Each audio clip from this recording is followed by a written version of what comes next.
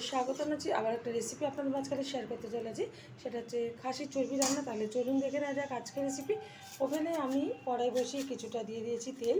তেলটা গরম হয়ে যাওয়ার পর দিয়ে দিলাম কিছুটা গোটা জিরে। এখন দিয়ে দেবো এর মধ্যে কুচিয়ে রাখা কিছুটা পেঁয়াজ। একটা পেঁয়াজ আমি এখানে কুচিয়ে নিয়েছি আর সেটাই দিয়ে দিয়েছি তেলের মধ্যে। ভালো করে একটু ভেজে নেব। তেলটা একটু কম পরিমাণে ব্যবহার করছি, যেহেতু খাসির চর্বি রান্না করছি। তো চর্বি থেকে অটোমেটিক রান্না করার পর তেল বেরিয়ে আসে। পেঁয়াজটা কিন্তু ভালোভাবে ভেজে নিয়েছি। এখন এর মধ্যে দিয়ে দিচ্ছি কিছুটা মিট মশলা, দিয়ে দেবো 1 চামচ জিরের গুঁড়ো। একটু ভালোভাবে নেড়ে চেড়ে নেব আবারও। প্রত্যেকেই কিন্তু ভীষণ ভালো জানে খাসির চর্বি রান্না করতে, তবুও আজকে আমি আমার স্টাইলে রান্না করে দেখাচ্ছি আর খুব সহজভাবে করে দেখাচ্ছি। আমার এই রেসিপি যদি আপনাদের ভালো লেগে থাকে আপনারা অবশ্যই আমার চ্যানেলটিকে সাবস্ক্রাইব করবেন, লাইক করবেন, শেয়ার করবেন। আর ঠিক যেরকমভাবে দেখাচ্ছি এরকমভাবে অবশ্যই আবার ট্রাই করবেন। আশা করি ভীষণ ভালো লাগবে যে কোনো কিছুর সাথে।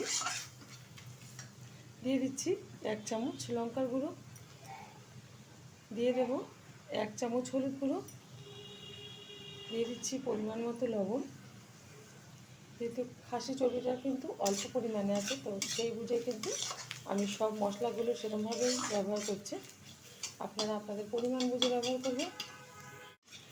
এখন এর মধ্যে দিয়ে দেবো অর্ধেক কেটে রাখা টমেটো আর কিছুটা আদা রসুন পেস্ট।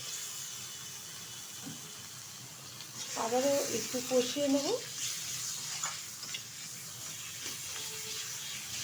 1 থেকে 2 মিনিট মতো কষিয়ে নেব, নাহলে কিন্তু কাঁচা গন্ধ বেরিয়ে আসবে আদা রসুন থেকে। ভালোভাবে কিন্তু মশলাটা কষিয়ে নিয়েছি। এখন এর মধ্যে দিয়ে দিচ্ছি খাসির চর্বি। আমি ভালো করে দিয়ে একটু ফ্রিজে রেখে দিয়েছিলাম, মশলাটাই কিন্তু জমা বেড়ে গেছে। ভালো করে একটু নেড়ে চেড়ে নেবো, তাহলে গলে যাবে গরমের ভাতে। ভালোভাবে কিন্তু চর্বিটা গলে গেছে আর আমি ভালোভাবে কষিয়েও নিয়েছি। এখন এর মধ্যে দিয়ে দেবো পরিমাণ মতো জল। এটা কিন্তু আপনারা কষানোর পর একটু প্রেসার কুকারেও দিতে পারেন, তো আজকে আমি কড়াইতে রান্না করে নিচ্ছি। ভালো কালার আনার জন্য কাশ্মীরি লঙ্কার গুঁড়ো ব্যবহার করতে পারেন। ঢেকে দিচ্ছি 20 মিনিটের জন্য। ওভেনের আঁচটা একদম হালকা করে দিচ্ছি।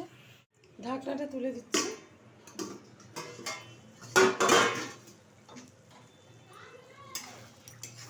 খাসির চর্বিটা কিন্তু একদম ঠিকঠাকভাবে তৈরি হয়ে গেছে। নামিয়ে গরম গরম ভাতের সাথে সার্ভ করে দেখা হবে পরের ভিডিওতে নতুন কোনো রেসিপি নিয়ে। ধন্যবাদ।